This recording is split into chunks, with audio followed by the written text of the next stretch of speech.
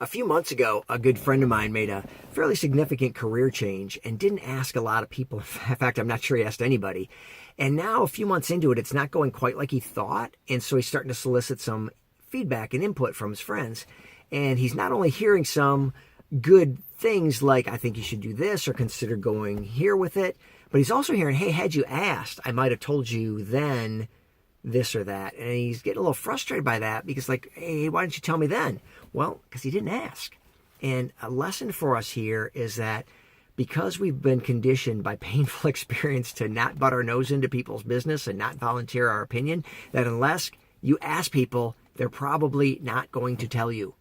And the other thing is you should ask because you do want that input. And because you ask somebody for what they think doesn't mean you need to act on it. Sometimes people are afraid that they're going to hear, hey, why'd you ask me if you weren't going to do what I suggested? Well, because I'm not necessarily asking you to make that decision for me. I'm just asking for your input. I'm going to take all the input that I get, and then I'm going to make my decision.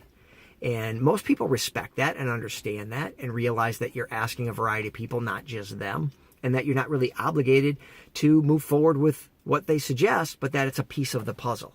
So definitely ask to get all those different aspects and that collective wisdom from your group of advisors, but also make sure you ask and not expect that people are going to just volunteer it because they're probably not.